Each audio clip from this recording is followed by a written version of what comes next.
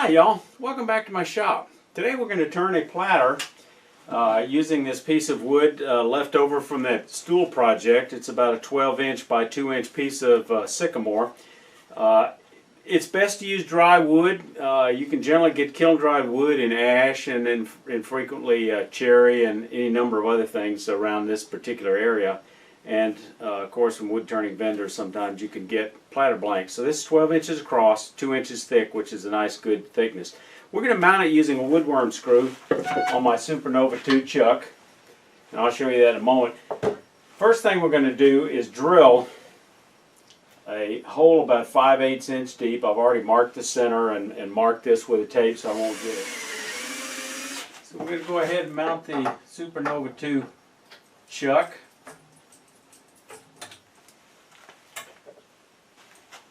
Using the woodworm screw, which is a really good safe way of securing the front of the platter blank. Now, what I like to do when I'm using a woodworm screw first is put a little paraffin. Makes it a little easier to get this off.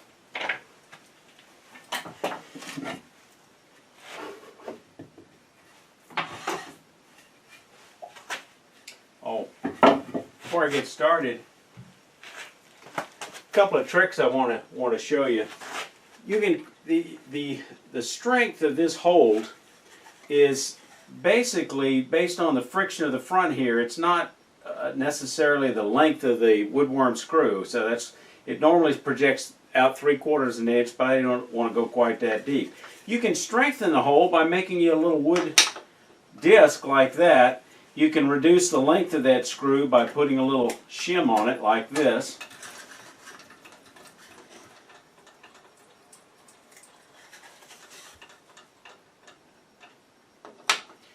That shim is exactly even with the face of the screw chuck.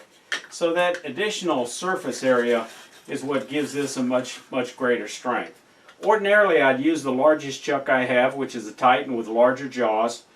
For something like this, but I just want to use this to show you how easy it is to use your standard jaws with most chucks and a woodworm screw.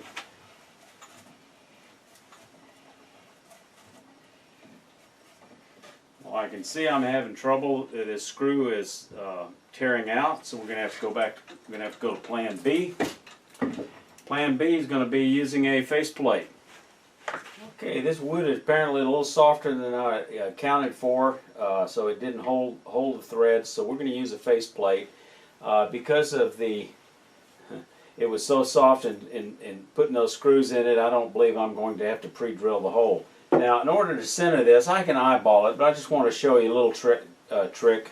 Turn you a little plug that fits on the inside with a piece of wire with a little bit of hole, and you can use that to actually center it on the mark like that to locate this. So I'm going to go ahead and put some screws in here.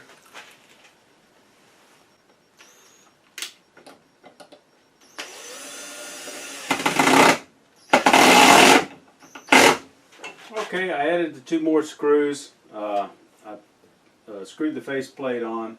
And looking on the side here, the size of that screw is 1.5 inches, probably a little longer than I wanted, but half an inch, approximately 1 inch extends beyond the faceplate. This is 2 inches, so we've still got room at the bottom. We just can't get crazy on doing that recess.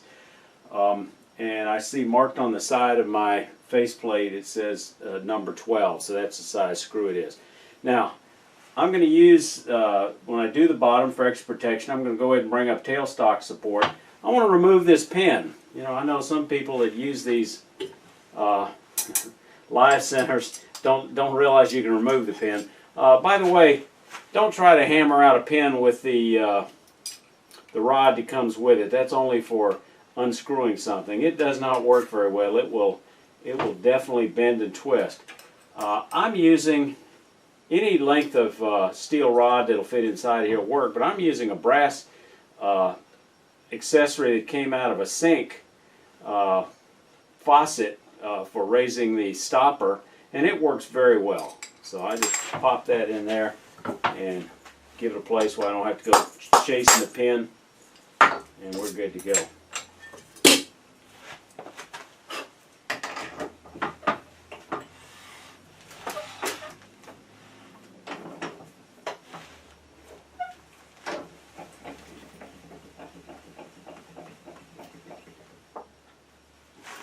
First thing we're going to do is true up the rim, and for that I'm going to use a 1/2 inch bowl gouge. I'm running this at about 800.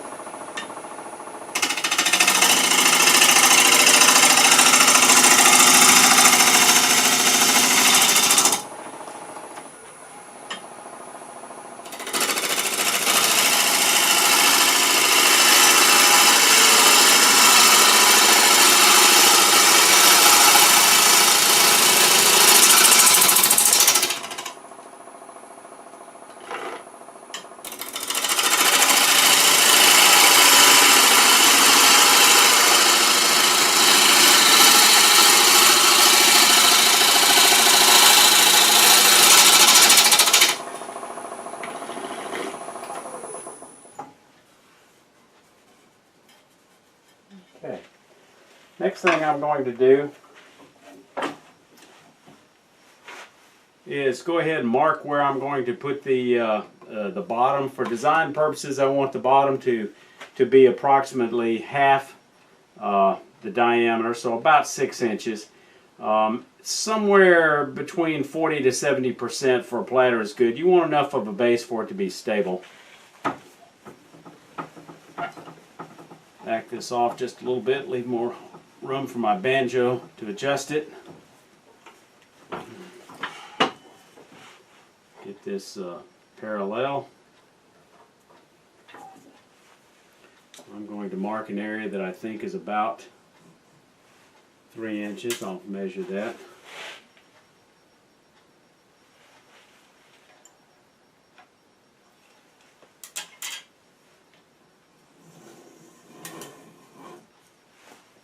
Okay.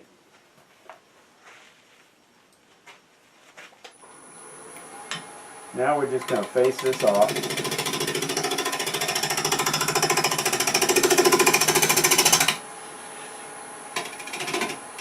Full cut.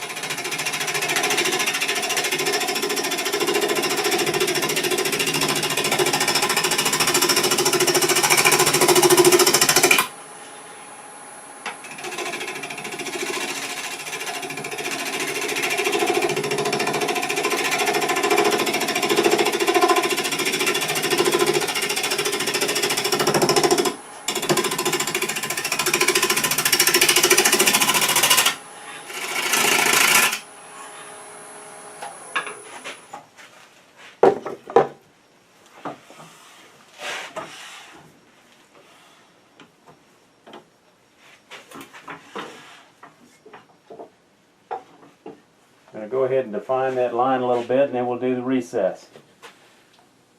Okay, so this is remarking where we're going to have the bottom, and then we'll go ahead and mark the recess.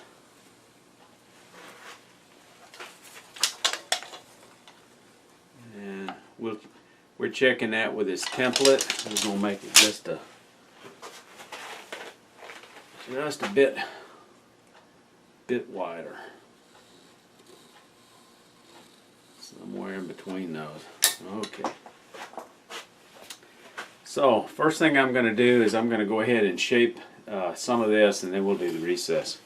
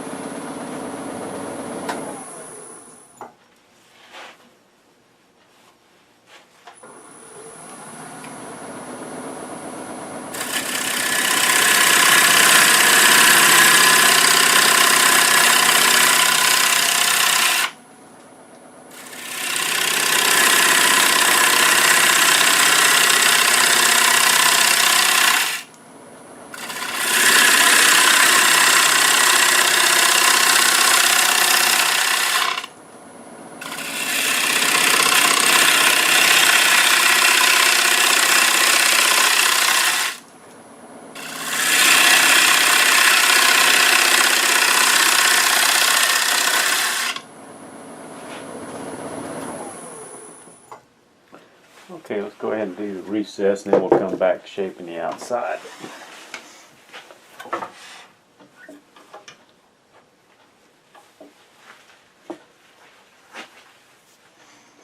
First thing I'm going to do is kind of open up this area a little bit with a small 3/8 inch, 1/4 inch bowl gouge, and then I'll come back in and do the dovetail.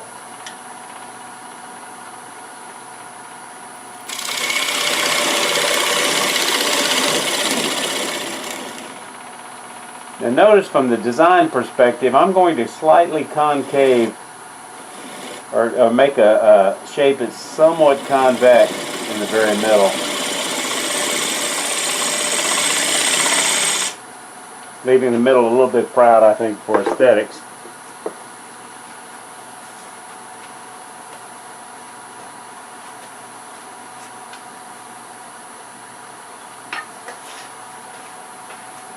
And then we're going to use this detail tool. I'll give you a close-up of this if you can't see this well. I just did this out of an old Chinese Harbor Freight tool.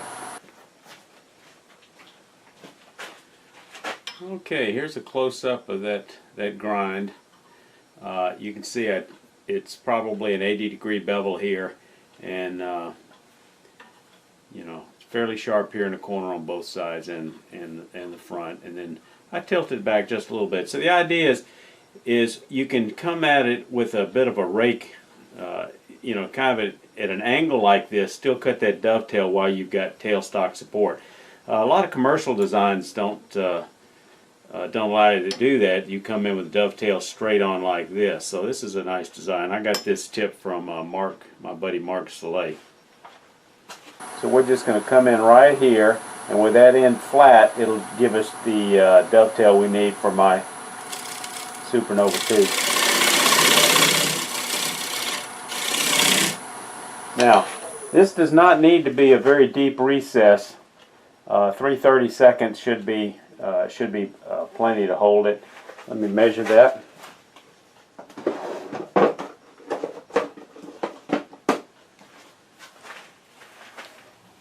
This is about the only time I use a recess is on a platter.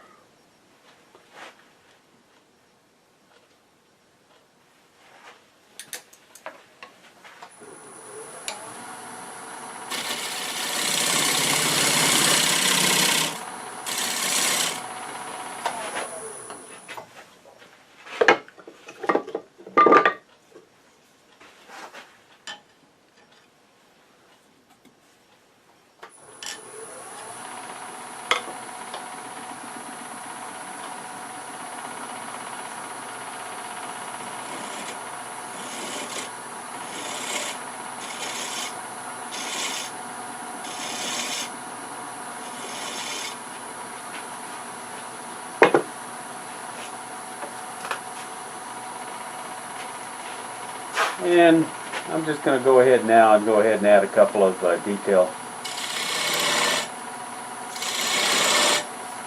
grooves. Now that I've got that done, I'll go ahead and finish this shaping the outside.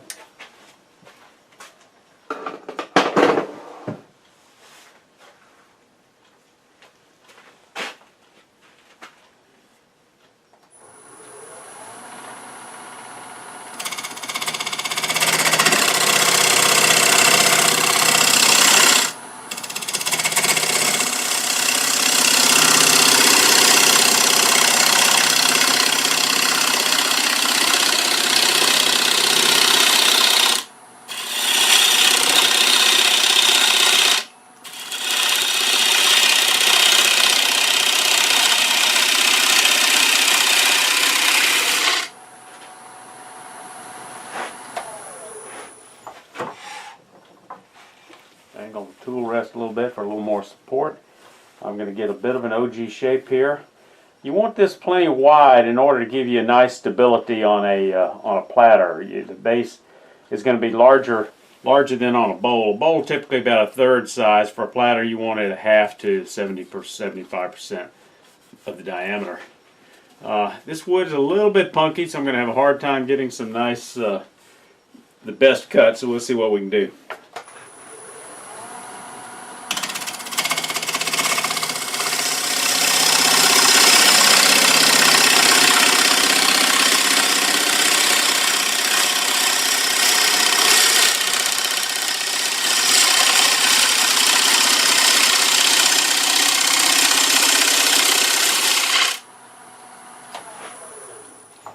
Now, from a design perspective on the outside, I like to have a bead right about here to help support that platter if you use it. So I'm going to go ahead and mark that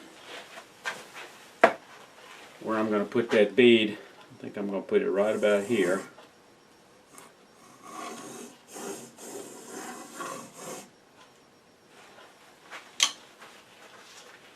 I'm going to use my detail spindle gouge to define that bead.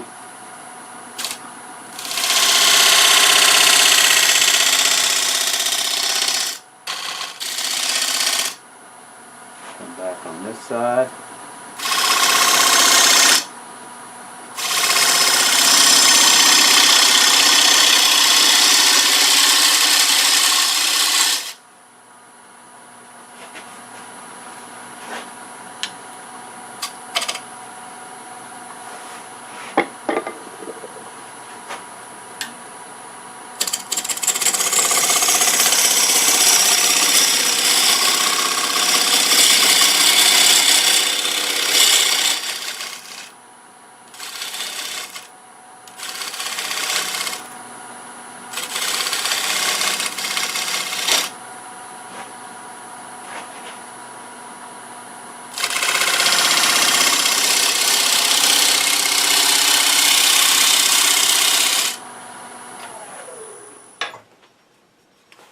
And I think that's a nice feature.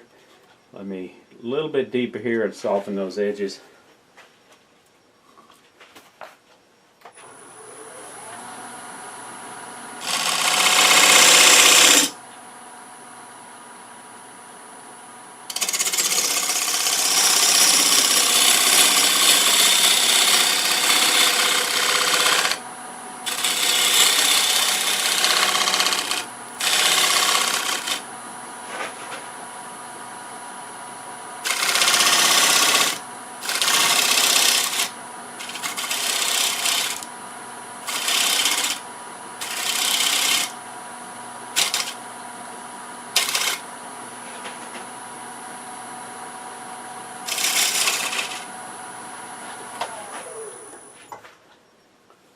Okay, I like that a lot.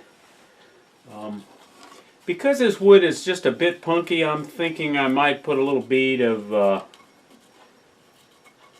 think I'm going to come back in here with some wood hardener and put in here to strengthen that a little bit. Maybe a little bit here on the side before I sand, but otherwise I think that's looking good. We want the rim thickness to be about 3/8 of an inch, maybe down to a 1/4 inch on the end, but we'll deal with that when we turn it around. Alright, so this is the product I'm using, Minwax Wood Hardener, and we're just going to add a little bit of that to some of the punky areas, especially along this recess. It takes about 2 hours to dry, and it will soak right into the wood and strengthen it a little bit. And then we're going to go ahead and get some of the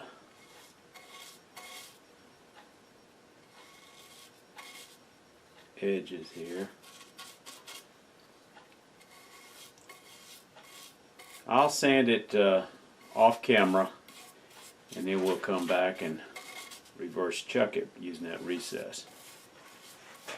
Okay, viewers, I reverse chucked this thing, and when I started tightening the chuck and that recess, I heard a little bit of a crack, and as I was afraid of, there was a crack that I noticed, and I knew there wasn't any way to fix it. It didn't crack all the way open, but I took it and smacked it against here, and clearly the wood was too punky for that project. So that's history. So okay, I got too much invested in this video to start completely over again on the videotaping, but I found another block I had, which a a really nice piece I've got sitting to make a very beautiful platter. It's black limba from the Congo. It's an exotic wood. It's got oil. It's got really nice color. So we're going to pick up, I'm going to go ahead and fast forward through the areas that I've already done on the other platter and pick up as I reverse this. This time we are going to use a screw chuck.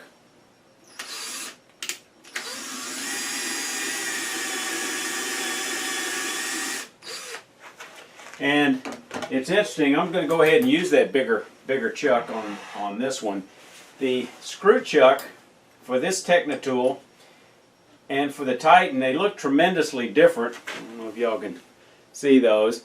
But because they're really the same diameter, same thickness of the threads, the only difference is this has got a deeper chuck jaws, so they still protrude about the same amount. So we're going to use that. Okay, got this mounted with a screw chuck. We're going to again face off the true up the rim. And Captain Eddie, I listened to you. I took my ring off.